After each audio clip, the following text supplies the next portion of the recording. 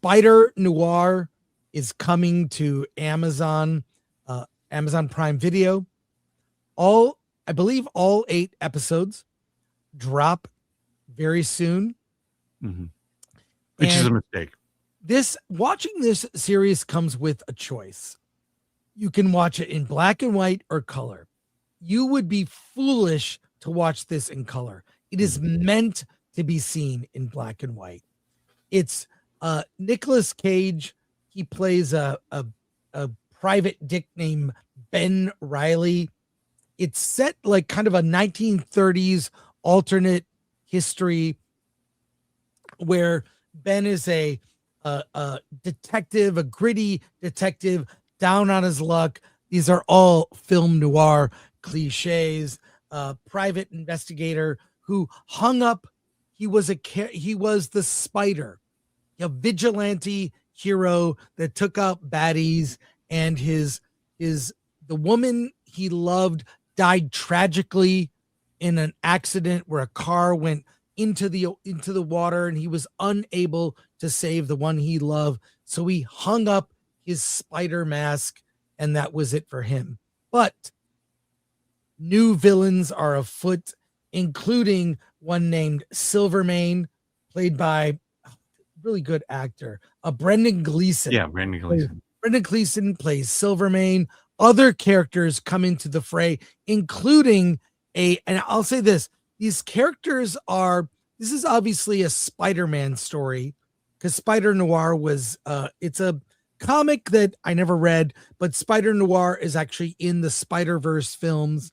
And you've got characters that it's not quite all Spider-Man type characters, but you've got sort of proxies for. Yeah, let's say that there's 6 of them. Yeah, there's like Electro, Sandman, among other characters with powers in this universe, and they're like Spider-Man villains. And I don't want to. A lot of the cliches in this are right out of film noir. This owes more to film noir than comics, so it's borrowing a lot from Spider-Man. And kind of like, it's different. It's not Peter Parker, it's Ben Riley. And it is very much 1930s. The first 2 episodes are chef's kiss amazing. Episodes 3 and 4 divert a little too much to me. It focuses on side quests, side characters I don't care much about, filler episodes. This would have been better as maybe a 6 episode series. I'll say, just sort of, I'm giving broad strokes, but like once it comes back to the main quest, which are all these other villains that Ben Riley has to fight, it's fantastic. Nicolas Cage as the Spider / Ben Riley is unhinged. And this movie, a lot of people are going to compare this to Sin City. Sin City is like a film noir trying to be a comic book. This is a comic book trying to be a film noir. Everything about this, including the way it's shot, it's black and white. It's shot with tied down shots. It's shot like an old film noir. When they're in cars, you see the cheesy background going by them. That's how they would shoot car scenes back then. The acting style, the way they talk, people talk like that era. It's very much, it's so authentic to old film noir. Watch a movie called DOA, Dead on Arrival, which has been remade many times. Watch the very old one from the 40s.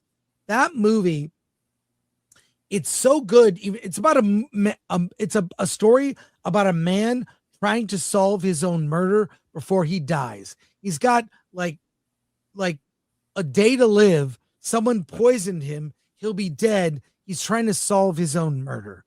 Great. This takes elements of every old classic film noir and puts it in an alternate 1930s. It gets into Ben Riley's origin later in the show, which is different from Peter Parker. But similar. But different. Everything about this is similar but different. In the even though it has, I'd say, at least 2 or 2.5 episodes, I would say, that dragged. Mainly when it would, you know what? The show drags when Nick Cage is not on screen. But Nick Cage does all those cliches, like he pretends to be a plumber to go into a guy's place to dig into the wall where he hid his spider mask when he gave up being the masked vigilante. Yeah. He's got organic web shooters that, will work and not work at a certain, for various reasons. It's so well cast. The people's faces. Lucas Haas is like kind of he's a gritty thug, and everybody acts like that era. So you could complain that the acting is bad. It's authentically bad to the era. It's shot like an old film noir, so the camera doesn't move a lot. It's stilted. Scenes are like scenes will take place in long shot, kind of like an old film noir. So they were really trying to mimic the style, the music, the acting style, the casting. Lucas Haas as this thug, has this sort of contorted face, and the way people talk. It's I in the end I really loved it, even though by the middle I was like, oh please. It's these divert episodes aren't great, but I don't know.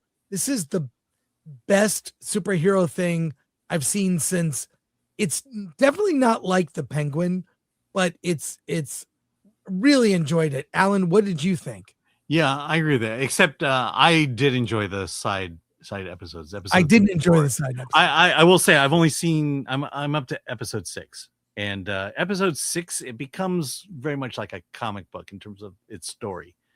There's a sci-fi element to it, but look, if you're going to make a comic book movie or television show, what you should do is you should read comic books, and you should study comic books and understand why those work. And then if you're going to make a film noir, what you should do is you should study film noir, study its structure, and understand, how you tell a story through film noir and how you tell an entertaining story through film noir. That's what you have with Spider-Noir. You have someone who actually loves the two genres and mixes them together and produces this. Episode 1, it just starts with just a quick update of who Ben Reilly is, and I was hooked immediately. The look of the show, the film noir aspect of it.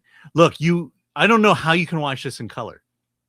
You have to watch it in black and white, because in black and white, it's that contrast. If you look at the poster here, it's that contrast of the Spider-Noir figure with the white background.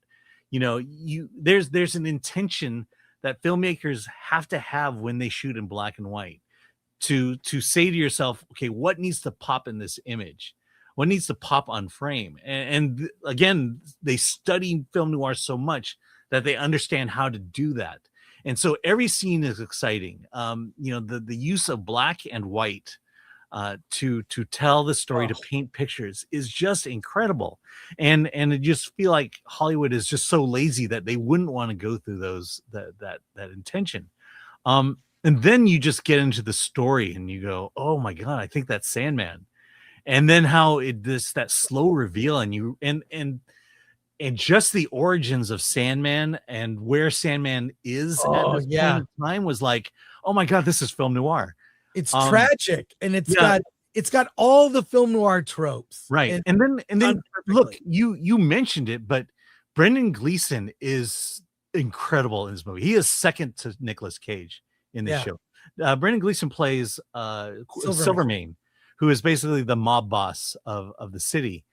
And the reason you didn't, I don't know, I think the reason you didn't like 3 and 4 was because it really dealt with the mob angle, kind of like the Daredevil type story.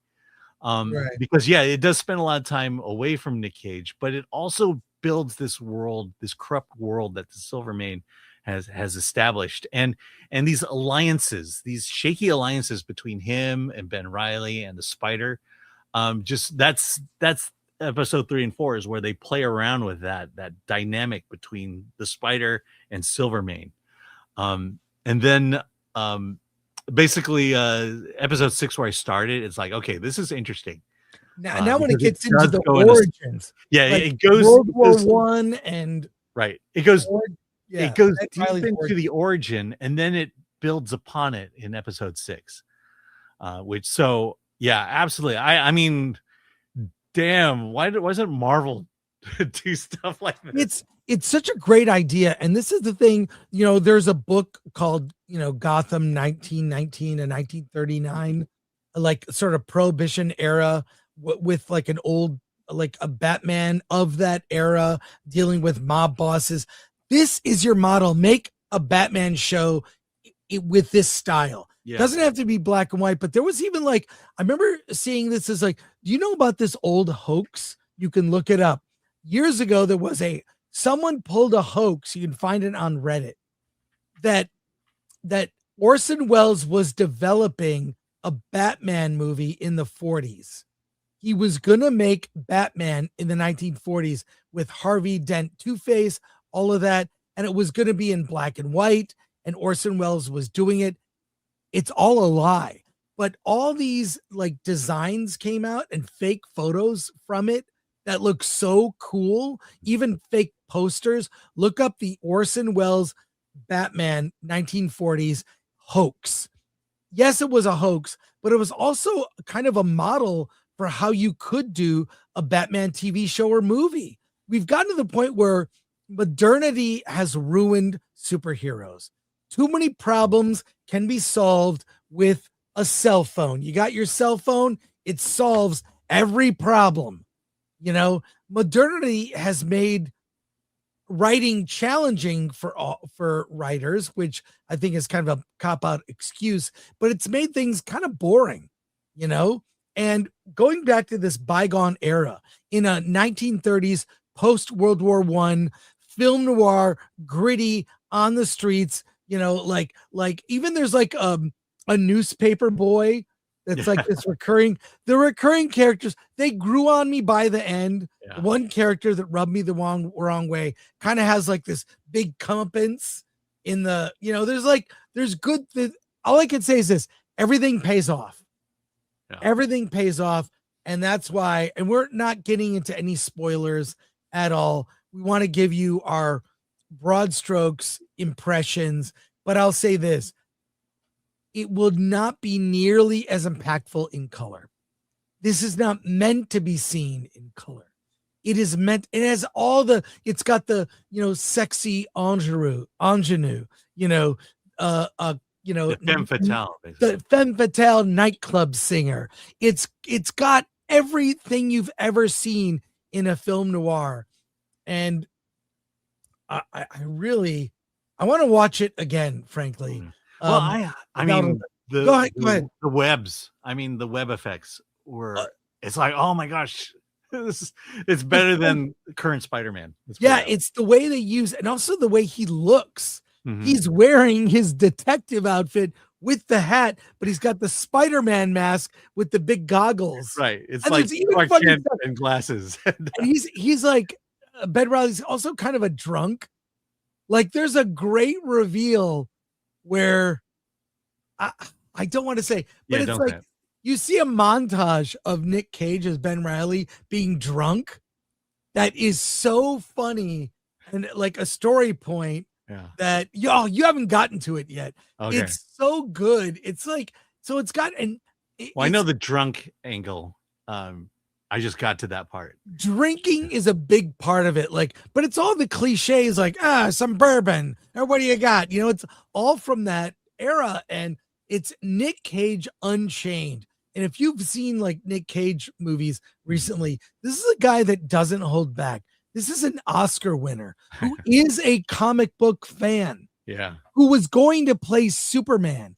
And this had to be his passion project. He is clearly involved in he embodies Ben Reilly. He built that character. And the fact that there are so many layers, telling you, can't wait for you all to see it. I think it's out in a week. So definitely see it and watch it in black and white. Do not be tempted for the color. It kills the whole. Don't be a pussy. Yeah. watch it in black and white. Spider-Noir. I assume you recommend it. Oh, absolutely. I can't wait to finish it.